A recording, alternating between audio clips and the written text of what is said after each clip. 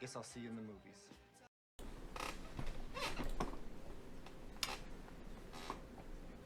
She sat down in time.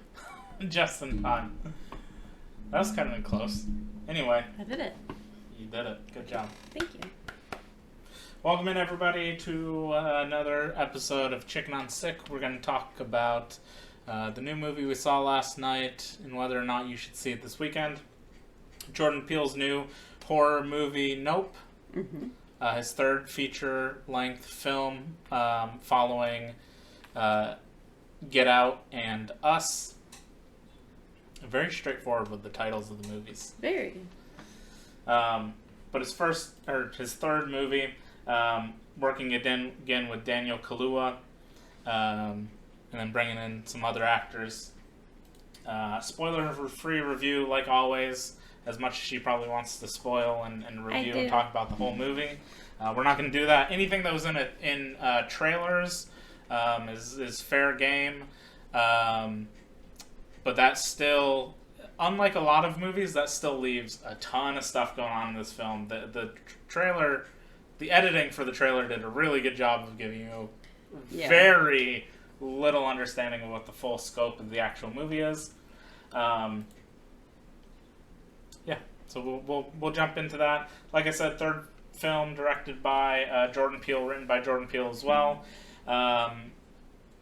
Re-teaming him up with Daniel Kaluuya, who he worked with in Get Out. Mm-hmm. Brings in Keke Palmer as the secondary lead, and then Steven Yeun, famous for playing Glenn on The Walking Dead. And then some other people. There's one person in particular who I don't think was in any of the trailers, so I don't want to say who it is. Mm-hmm. But it's kind of a fun little, I guess more or less a cameo kind of appearance of a very famous person who, when I saw him, I was like, hey! That guy! Shame he's used so very little. But the story, like always, just to kind of jump into it first, we give what Google gives as a synopsis for the film and see if that kind of covers it at all. So the synopsis is just, caretakers at a California horse ranch encounter a mysterious force that affects human and animal behavior. I don't think so. I think that one kind of misses the mark a little bit. Yeah, it's not quite right. The film itself is just over 2 hours long. And yeah, we saw it last night. We saw it in the Dolby Cinema format, which is just our local AMC's big theater. It's not an IMAX, but it's supposed to be Dolby cameras, which makes colors darker, and Dolby surround sound, whatever. It's supposed to just be kind of fancy. It's a pretty nice theater. It's pretty nice. It's not IMAX. The movie is out in IMAX, but I think some of the shots would probably look pretty great in IMAX, but outside of that, meh. I wanted to show what their drink was for this movie. Oh yeah, our local place also has AMC's have a bar called the MacGuffin, or the McGuffin's Bar, whatever they call it. And they always do sometimes for like bigger movies. A special drink, and in this case, it was called the Bad Miracle, and it's It's basically a margarita. Oh, it's a mysterious blue margarita with premium tequila. Mm-hmm. I don't know, whatever. We did not get that, but I don't ever get their drinks because I don't care that much. Honestly, the best one that I'm happy I spent the money on was the one that came with the little glow sticks. I forget what movie that was for. What was that for? Was that no, that wasn't Star Wars. It would have made sense for Was it Ghostbusters, maybe? It might have been Ghostbusters. And they give you like a little clicky glow stick and they put it in your drink. Well, there were two different ones. It was the Batman. There was a Catwoman and Batman. That's drinks. right. Yeah, there was one that was dark and one that was pink. They gave you glow sticks. You cracked them. You put it in your drink glowed. Yeah. But anyway, it was. I'm always tickled when they do little stuff like that. Not for me. I could not care less. I know. You don't need alcohol for a movie. You don't. Anyway, you want to take the lead?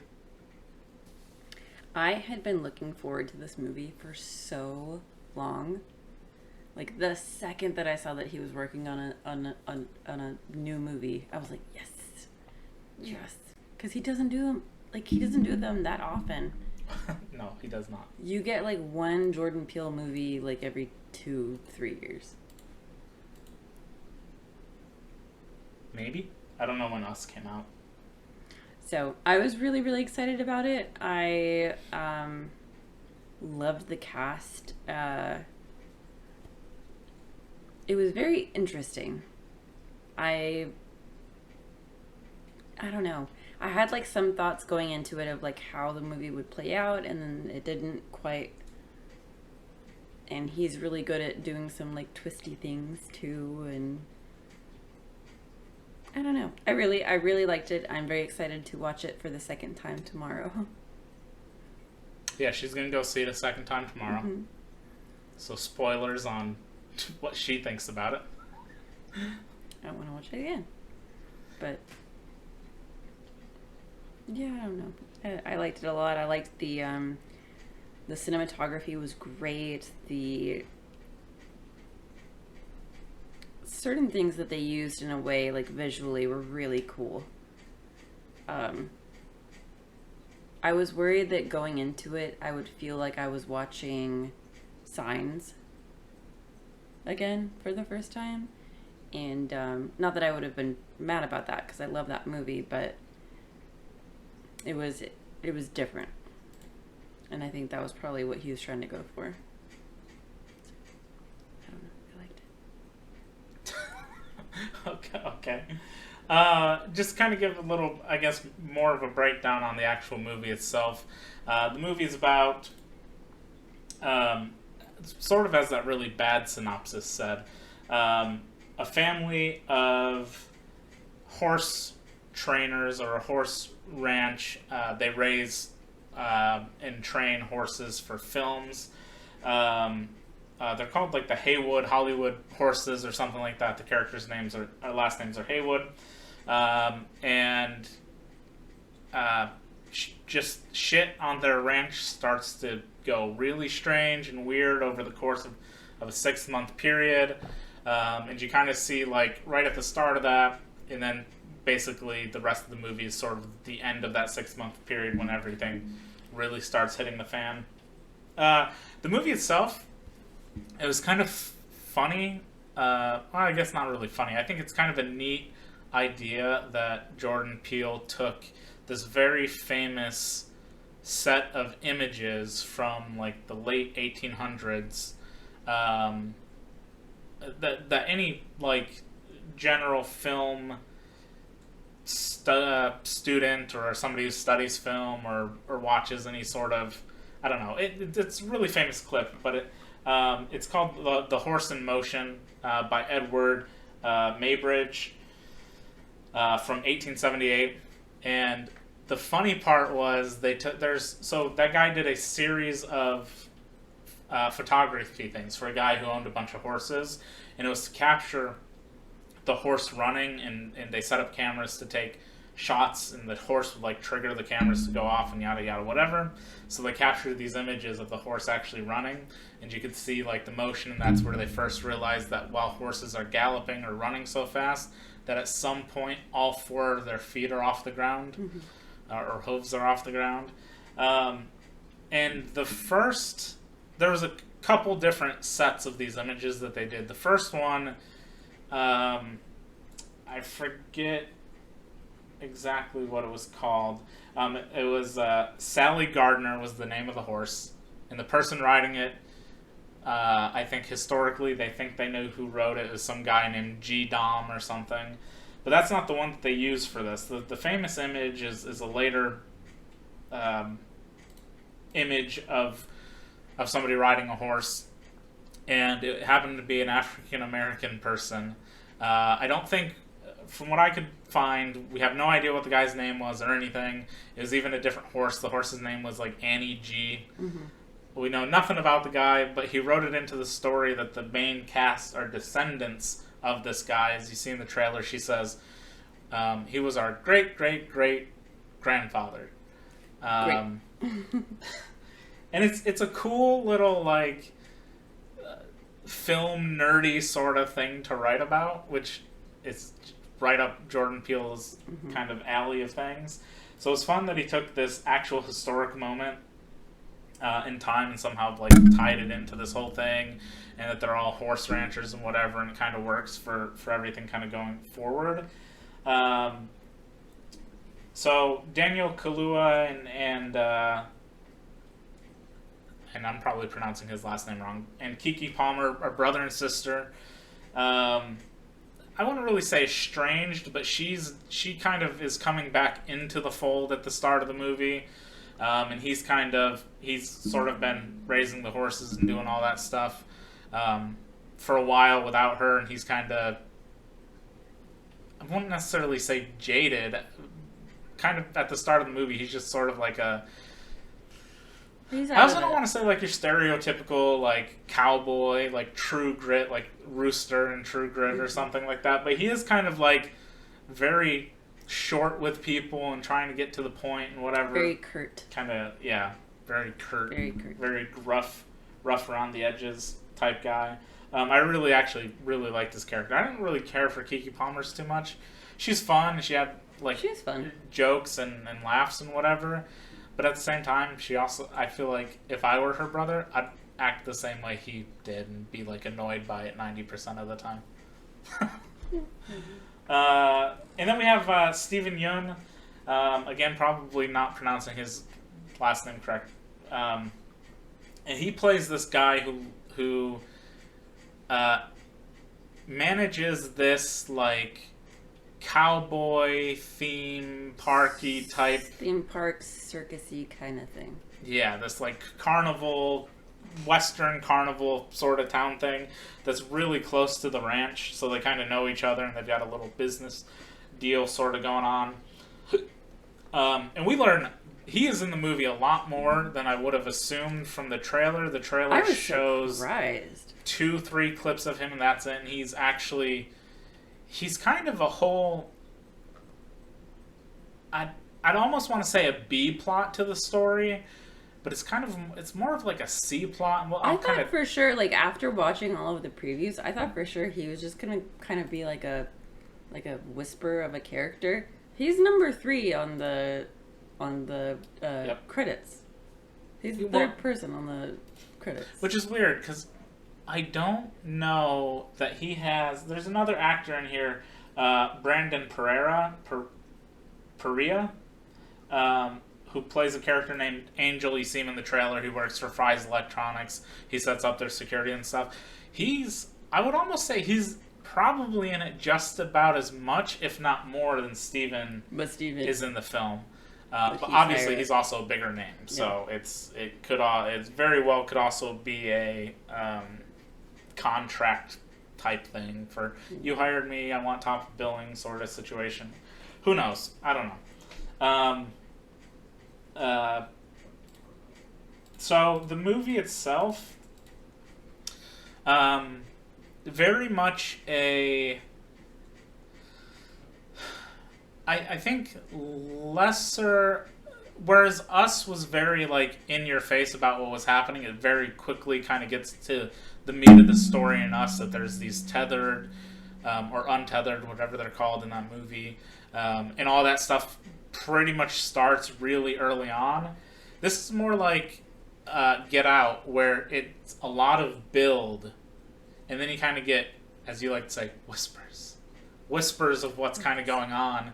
And then the third act just is like full throttle, nonstop, right to it. Now, I would say, like I said, Steven Yeun's character, it's hard for me to say. He's basically the B plot of the movie, but if I'm completely honest, I feel like none of it needed to exist or even be a part of the movie.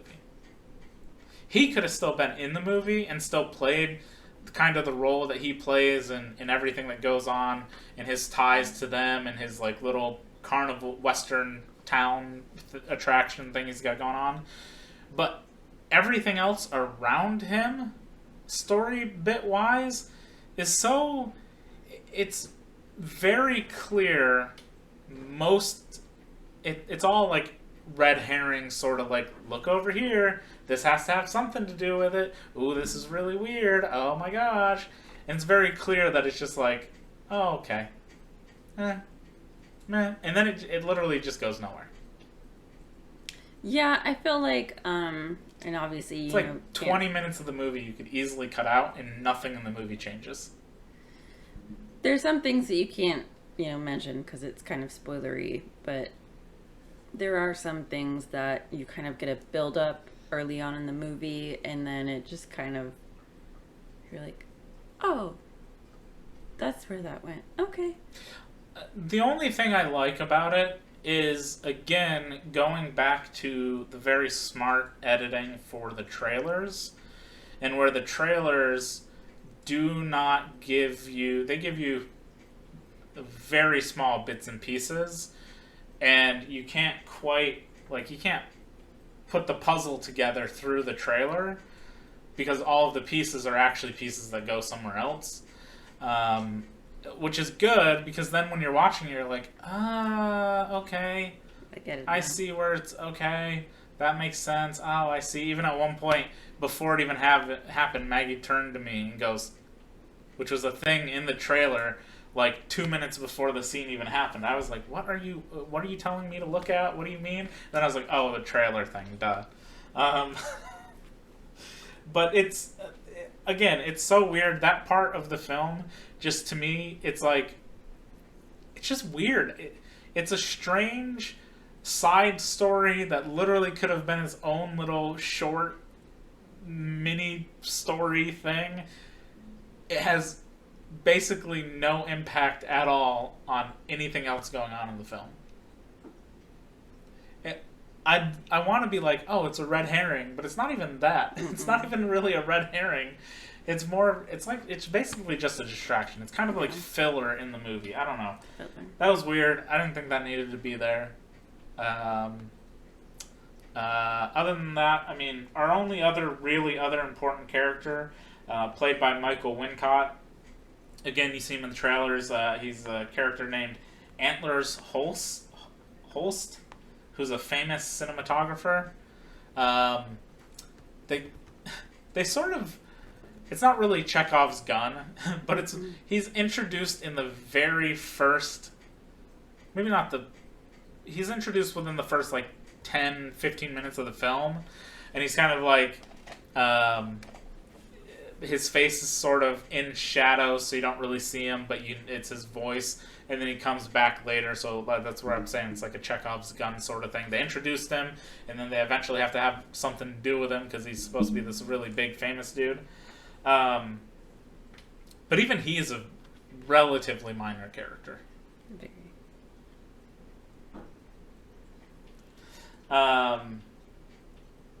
I think the central cast, though, between Daniel, Kiki, and Brandon are a lot of fun. Brandon and Kiki are... Actually, I think Angel, the character of Angel's a lot of fun with Fry's. A lot of weird, small things to do with Fry's Electronics, which is hilarious, because I love that. I think the ones out here closed down. They did. So seeing Fry's Electronics was hilarious. The actual movie itself, though, again, it's in the trailers. It's an alien movie. They make that pretty obvious. But it is not your stereotypical sort of alien movie. I think they take it in a fun direction. And for me, I think you said that you thought some of the stuff at the end was kind of dumb. Mm-hmm. I disagree with that. I think design-wise and the way things were shot at the end, I actually really liked. I thought it was an interesting, albeit short-lived stuff that we get to see. I thought was a lot of fun. Maybe that's why I didn't like it so much, because it was so short-lived. Maybe. I don't know. But I think I did hear somewhere, or maybe it was just it might have just been somebody's opinion, where they were saying it really felt like he was going for more of a Hitchcockian approach in the way that this movie was done, because it's mostly build up, and like they raise your tensions at point just to maybe it's like a little jump scare, but it's nothing actually. It's not like the giveaway or anything yet until like the very final, not really the final moments of the movie, but very much the last act of the movie, very much the last like 20, maybe 30 minutes is like what you've been waiting for the whole time. And I think there's like 15, 20 minutes of the movie that in the moment you feel like it's something and it's gonna somehow be important and tie back and whatever, and it just doesn't. And it doesn't work for me in hindsight. Like it's interesting, it's weird, it's a very strange like thing to just create and put in to just not matter even slightly. So I feel like you could cut that. The movie could be a slightly tighter hour and 35, 45 minutes, something like that. But again, I like the acting. I really like Daniel as OJ. Haywood, I think I saw somebody say they like Keke Palmer the most. I disagree with that. I think OJ is the best character in the movie, even though he is he's not very vocal throughout the movie, but you can tell he's like the kind of the quiet person who's sort of watching everything, and he does like speak up, but he doesn't necessarily have the voice to be like, "Hey, listen to me." As much as he's just like, he's seeing things, working it out in his brain, and be like, "It's this. No, that's definitely this. This is what we're gonna do." Like the silent type, I think that guess. she was great, but I do agree that he was a little bit, like his character was a little bit better. But I loved her. She's fun. I just don't. She's a strong, independent woman that don't need no man, except for her brother. Yeah. Overall, I mean, I liked everybody. I thought the movie was shot very well. I think there's shots definitely in the final act that probably in an IMAX theater look amazing. Or in like a real, like the biggest screen you can get, best quality, whatever, probably look super fantastic. Yeah, that's probably really cool. But other than that, meh. Like I don't think the rest of the movie is like. It's like the weird thing when The Dark Knight first came out in 2008. There was a whole thing about like some of these scenes are shot in IMAX or maybe it was The Dark Knight Rises. It was one of the two, but there were times where like you could very easily tell which scenes were the ones shot on an IMAX camera, because you'd have your normal movie it's playing, whatever, and then there's a shot of like the Batwing or something flying through the city, and all of a sudden you've got your aspect ratios changed. You got the big thick ass black bars. It's a wider screen format. It's pulled out. It's supposed to be this wide epic shot or something, and it's like, oh, okay, well that's the IMAX shot. Yeah. You don't really have that issue anymore with most things, I wouldn't think. So, I don't know. What'd you think? I liked it. I'm excited to watch it again. But as of right now, I think I give it maybe an 8 out of 10. Why are you looking at me like you're questioning what to give it? I don't know, because I'm not entirely sure. I think as of right now, I give it... Just talk it through. Figure it out. I give it an 8 out of 10. I really love him. I love his ideas. I think that he's very creative. And I think that he does a really good job of... He said this in interviews before. Like, I want to see movies that I should have been able to see when I was a kid. You know, like there weren't a lot of like horror movies that were, you know, African American or they had, you know, a certain cast. Well, there was always the I would say trope. I guess it's kind of a trope, but it was sort of the cliche in horror films that the black guy would die first. Yeah. And he kind of like took that idea and what he loved about horror movies, and he's spinning it in a different direction, and I really respect that. So I love everything he does. I'm excited to watch it again, but I would recommend it to anybody. Okay. Coming out pretty hard for it, saying should recommend it to anybody. No clowns, minimal eye stuff. Was there any eye stuff? There was an eye There thing. was an eye thing. Minimal. There wasn't. I made it. Trigger warning for eyeball stuff. It's basically at the very beginning of the movie. Yeah. And yeah. I almost think that's it, though it may come back for a split second later on. I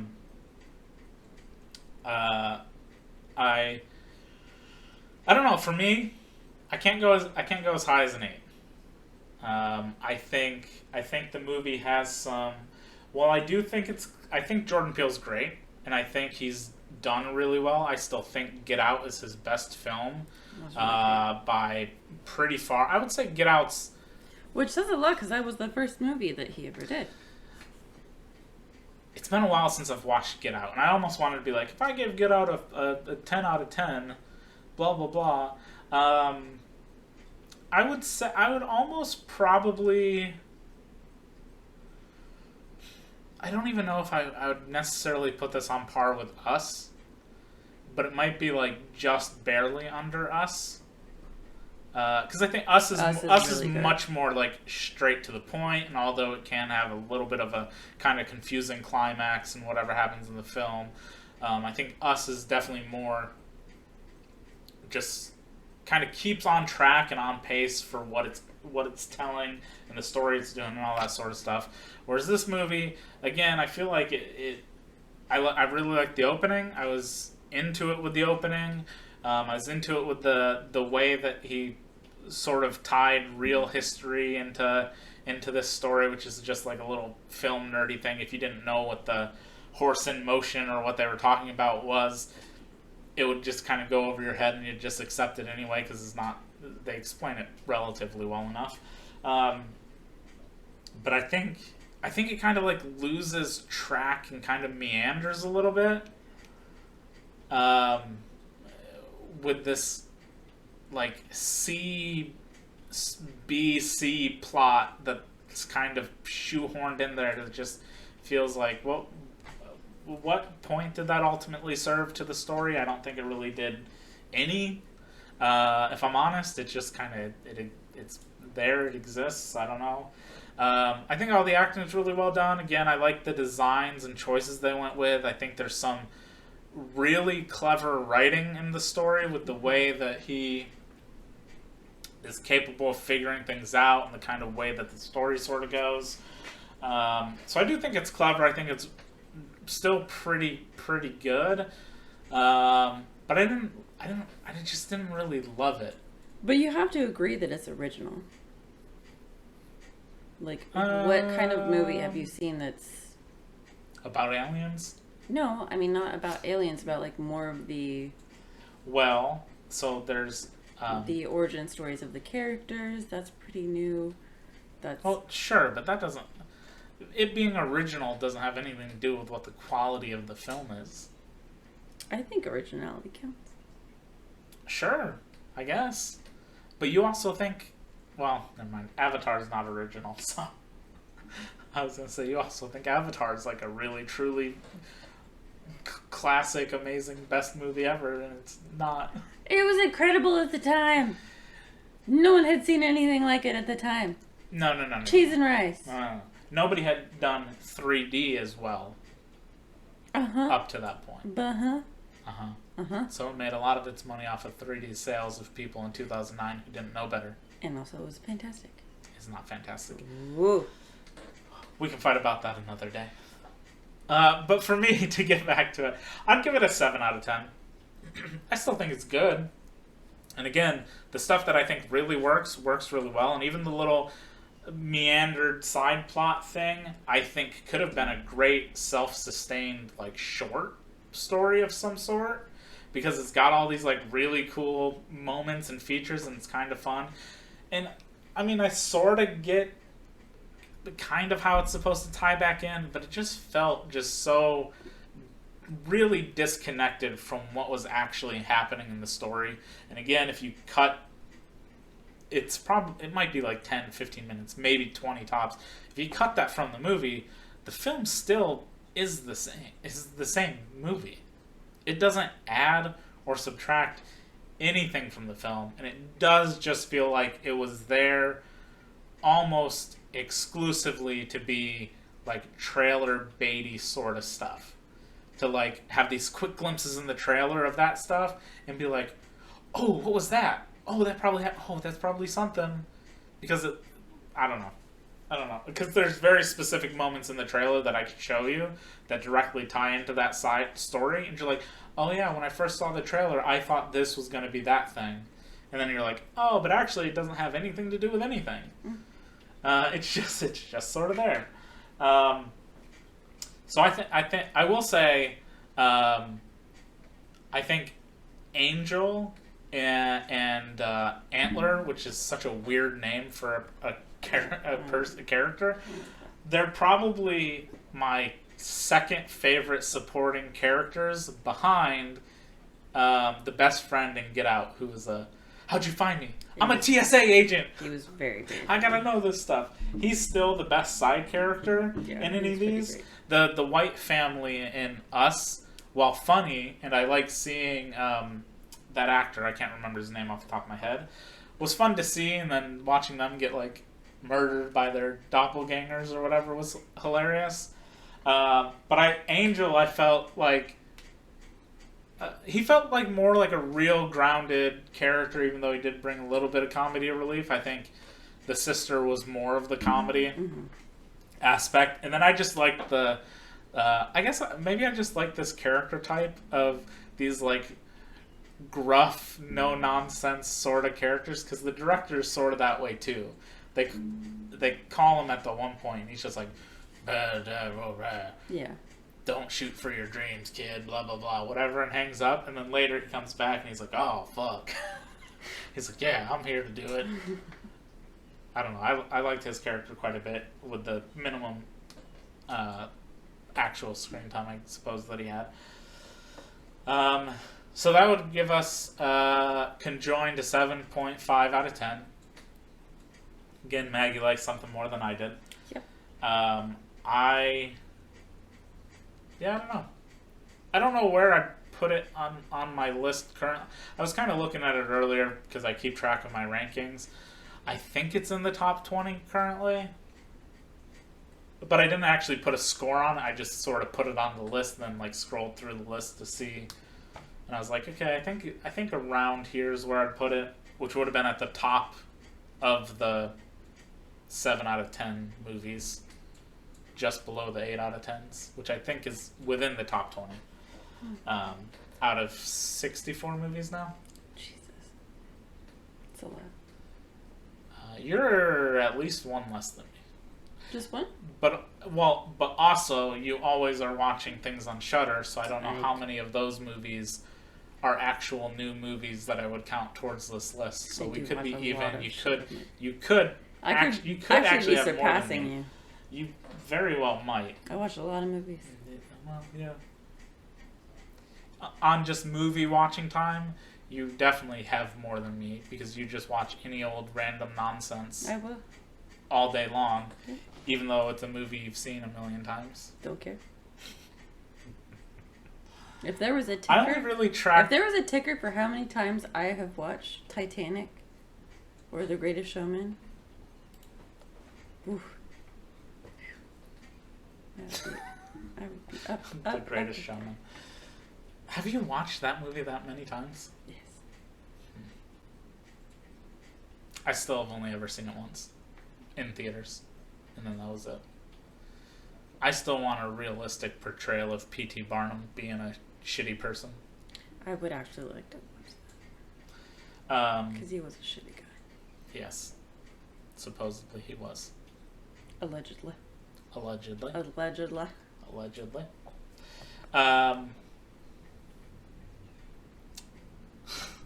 No, I don't know. You probably have watched more movies this year than I have, if you take an account of just every movie, period.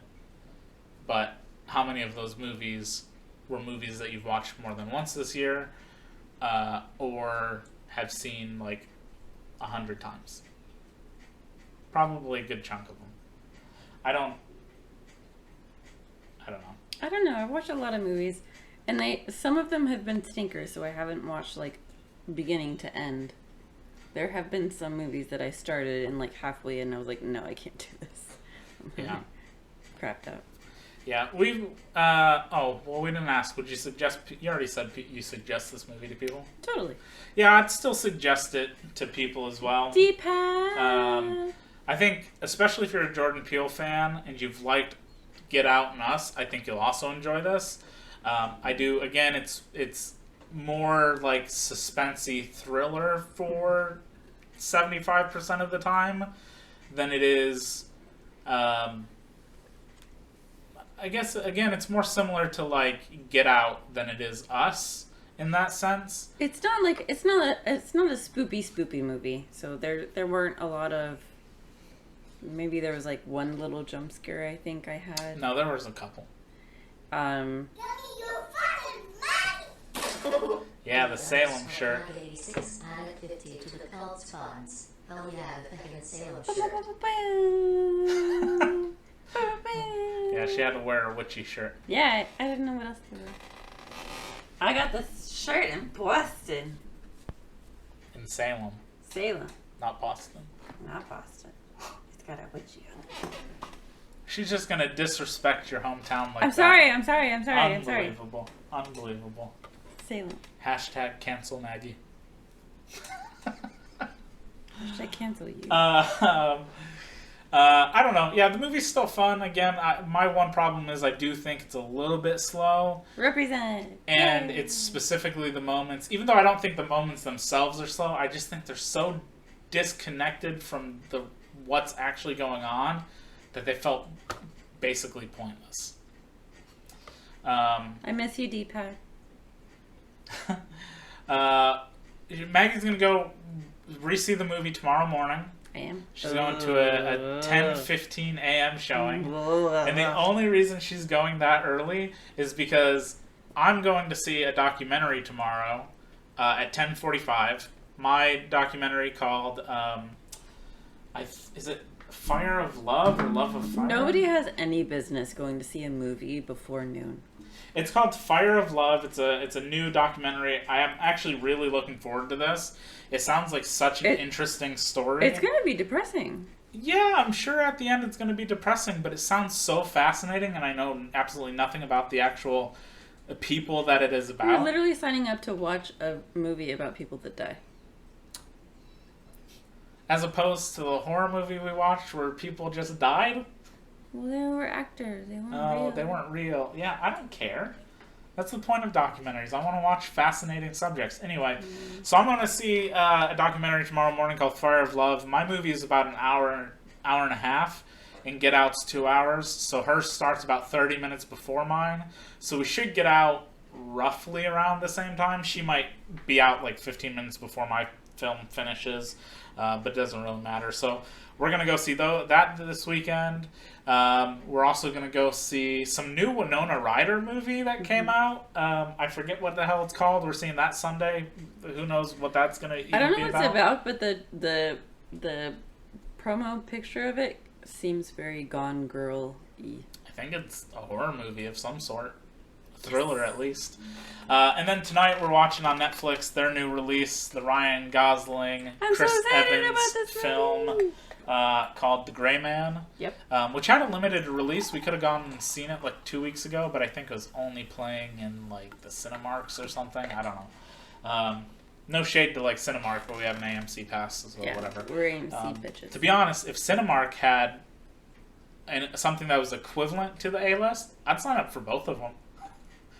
Because there's almost certainly always going to be some sort of movie that maybe plays there that's not playing elsewhere, whatever. Yeah. So it's a packed weekend for movies. We also have another movie that we didn't watch at the beginning of the year that came out. That's a horror movie on Netflix called Uma. Yes. Uma. I know I heard really, really bad things about that one, so I don't know. You did? Yeah, I heard it wasn't good. Well, I like anything So- that Sandra Oh was in. So we're going to watch a lot of things, so all of those will get reviews on Instagram or listed in the letterbox. If you want to follow us at any of those, you can always go down to the social media things and join. Next week for our show on Friday, we are doing the DC League of Super Pets or Legion of Super, whatever it's called, the new animated movie with Kevin Hart and The Rock, where they play animals who are superheroes. Because I think that's another movie's coming out called Vengeance, but that one is not playing Thursday night for some reason. Oh, yeah. So the only option we had was the DC Pets one, which is fine. So we're I just am gonna very do. excited about that. It looks good. It looks fine. I love The The Rock Rock. and The Rock and Kevin Hart usually work Kevin off Hart. each other pretty well. Yeah. So They do really good. And I have loved watching, like, on TikTok, following their, they've been doing, like, a press tour to promote the movie. And there's been so many TikToks of them just, like, fucking with each other during interviews. That's all It's they do. Hilarious. they've become really good Hilarious. friends since they first did. I'm going out on a limb and saying that I think this was the first movie together. It's definitely the first one I remember. And I remember going to see it even though I'm not a massive Kevin Hart fan. That was Central Intelligence. And then since then, that movie was really funny and like a fun movie. And almost everything they've done after that has They been just the same. have really great chemistry. Did I tell you in the Hobbs and... She's not a Fast and Furious person, but in the Hobbs and not. Shaw movie, Kevin Hart had a small role in that. He did? Yeah, The Rock literally... They were filming maybe Jumanji or Jumanji 2 or something, and there's a short scene where they have to call somebody on an airplane, and it's Kevin Hart, I'm pretty sure. And he's got like this very, very bit role. It was a funny little ad that they threw in. They're hilarious together. They are. My favorite thing is there's a blooper of when they were doing Jumanji, and like him and his character, or both of them were sitting there, and the director was like, "Hey, you should hit him like this, like hey, like push him," and she goes, "Just do it like pretty hard," and when he does it, he basically knocks him backwards, and he's like, "What the fuck?" That was hilarious. Do it again, but also what the fuck. Yeah, they're a funny duo. So the movie looks fine enough. I mean, it's gonna be a kids movie. We'll see. I still think Turning Red is mine. No, well, Turning Red is probably like the most kid movie that's the highest rated for me of the year so far. Still. Because I don't know that I'd necessarily say Bob's Burgers is a kids movie. Oh, definitely not. Because that's definitely my highest rated animated movie of the year so far. Yeah, I love that movie a lot. Yeah, that one was fun. By the way, if you're a Bob's Burgers fan at all, Bob's Burgers movie is now out on Hulu and HBO Max, and you should go fucking watch it. It's great. Hilarious. It's great. It's fantastic. Everybody should watch that movie. Just watch Bob's Burgers in general. That's my endorsement. That show's it's a very good one. Love it. Very good. Yeah. What else is coming out? Anything? I don't think anything. Next week's rather light on movies outside of that DC Pets one. The following week after that is 2 movies. Bullet Train with Brad Pitt and a bunch of people, and it's like an action John Wicky looking type of, well, more comedy than John Wick, but John Wick-esque character that Brad Pitt's playing on a train, which looks fantastic. And then something else is out August 5th as well. I'm gonna try and remember what I think it's like 4 things on August 5th. Bodies, Bodies, Bodies, the A24 movie. Yeah, I want to see that. That one sounds like it could be very good too. Yeah, I don't know. We're getting to that part of the year where we're getting closer to where all the super duper good movies come out. So we'll see. We'll see. My top 2 Still haven't changed since like March or whenever The Northman came out. I disagree. I know you disagree. I forgot what you think is number one currently. I'm gonna make my own list. I tried to get you to make your own lists in the past. I know. And you didn't do it. I'm gonna do it now. Okay, I'll give you the link and I'll show you how to do it. And then we can share and compare. And you can add, I'm still trying to set her up to start reviewing all of the horror movies she sees. Yeah, I do need. Well, we can come up with a title for a segment where you do horror movies. What can it be called? Maggie's Madhouse. Maggie's Murderville. I don't know. I posted something where I said that we were going to see Nope. And someone responded, "How can you go see scary movies like that? Don't you get nightmares?" And I was like, I sleep like a baby after horror. Stop. Stop. That's so cute. Oh, a trailer came out today for the Groot show that's coming out. It's hard to say it's a show. It's 5 shorts about Groot when he was baby Groot. They're too little too late. We already know he's a teenager now. Yeah, but these take place while he was baby Groot. Doesn't matter. Anyway, as you were saying about the person who gets nightmares on scary movies. Oh, yeah. I was like, no, I sleep great. How old are they? 10? 40. Yikes. That's okay. I don't know. The last time I can think of ever having any... I wouldn't even necessarily call it a nightmare. The last time I can remember it being a kid and watching a horror movie that kind of like got into my brain, and then I was in the state where I was like really exhausted and tired and like laid down for bed that I was like hallucinating things. Have you ever been that? Like sleep paralysis kind of? No, just like I was just really tired and like trying to fight off sleep, and I was like seeing things. You've never had that happen before? Yeah, probably. I have a terrible sleeping pattern. Anyway, it was Deep Blue Sea. I must have been, I don't know, 11 maybe? When did that movie come out? Samuel L. Jackson? Yeah, when did that movie come out? Like really early. Deep Blue Sea did that for you? Deep Blue Sea, 1999. I definitely was. I love that movie. I know I wasn't 9 when I saw it because we were living in Texas at the time. So I'm guessing I was 10 or 11. And I remember seeing that movie. So it would have been 2000, 2001. I remember watching the movie. And the part that like really freaked me out wasn't Samuel L. Jackson getting grabbed by the shark. No. Because I don't even think I really was like fully aware of who Samuel L. Jackson was at that point. But was my favorite character, or the character I liked when I was like a kid and was watching that film. I don't really remember much. I mean, I remember the film, but I don't remember like enough to even tell you what. LL Cool J was a cook, and he has like a parakeet or something. He did. And then there's the girl, and then there's is it Thomas? Oh, who is it? It's the guy who played Punisher, I think. I don't know. I could be wrong. It might not even be the guy who played Punisher, but he's the main guy. But there's another guy who I feel like I almost want to say had red hair or something and a like little goatee and was kind of like comic relief, and he was just afraid of dying and all this stuff. And then they have to swim down at one point to like connect things, and he gets ripped in half by 2 sharks.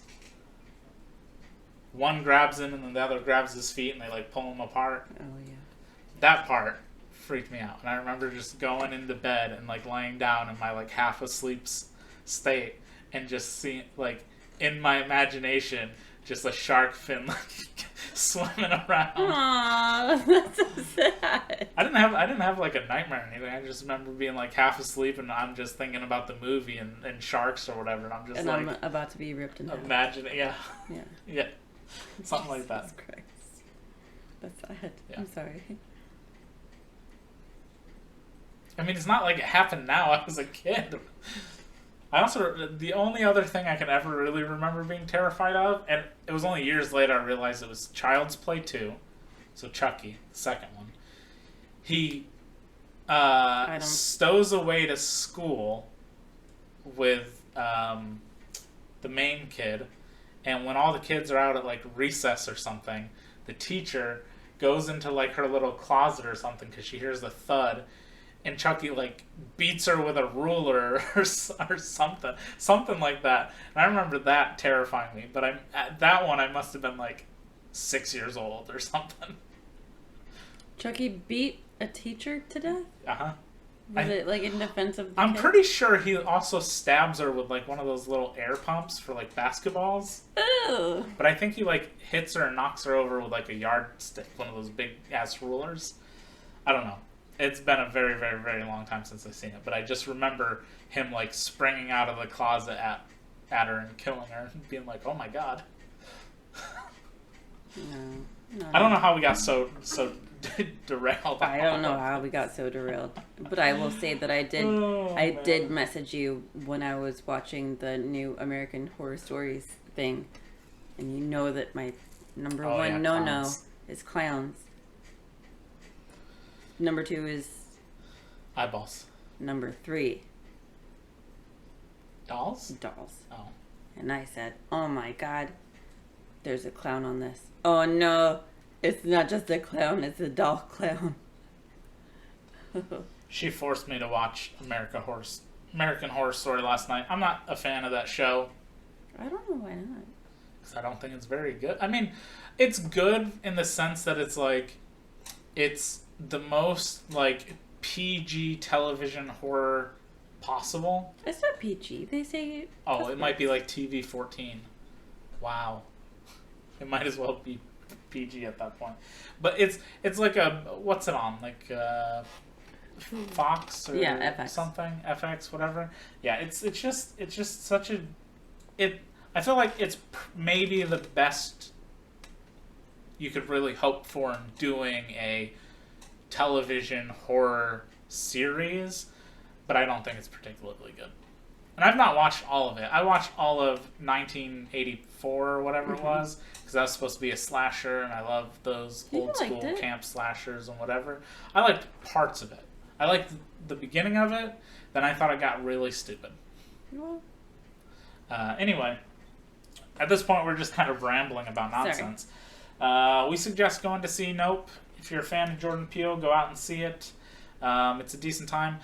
I heard somebody said that if you see it in the IMAX, that's where you get the preview for the Oppenheimer movie coming out next year. We did not see the movie in IMAX. We saw it again in the Dolby format, and we also got the preview for the Oppenheimer, or the very, very small teaser for Oppenheimer coming out next year. So if you go see Up in a regular format, regular theater, you may or may not have a short, like, 2-minute teaser for Oppenheimer coming next year. I very much look forward to that movie because it's Christopher Nolan's next movie, and it's about an interesting man who created like the worst thing ever. So outside of democracy, because that's a lie. Anyway. Thank you for coming in, D-Pad, for the 50 bits. We will be back next week. Again, we post all these reviews and stuff on Instagram when we see movies that we don't talk about here on Fridays. So follow us there, see our opinions about things, and interact and whatnots movie-wise. And we'll be back next week with DC Super Pets. We got to get the goodbye animal in here.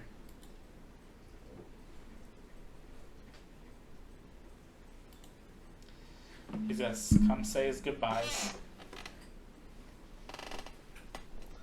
There's Max, the mascot. He doesn't ever like to say goodbye, and I feel like he knows he's on camera somehow. Somehow he does. He don't like it. Because he seems much more, like, anxious. Mm-hmm. It's probably because we're talking for so long. And, like, I don't know, projecting outwardly as if there are people here listening, sort of things, and maybe that puts him on edge. I don't know. But him a sweet boy. Very sweet boy. Yes, the Max Scott. Exactly. The Max. The Max Scott. He's such a good boy. He's very nervous. He's always very Nervous. nervous. His eyes are always very nervous. Max.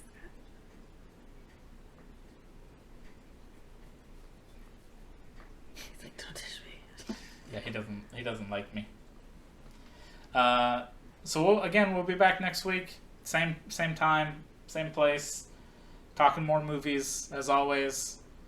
We'll see you then. You can always join the Discord and all that stuff and chit chat about movies and tell us what you saw and what you think about things. Outside of that, we will see everybody next week. Goodbye. Goodbye. Say goodbye, Max. Goodbye. Goodbye.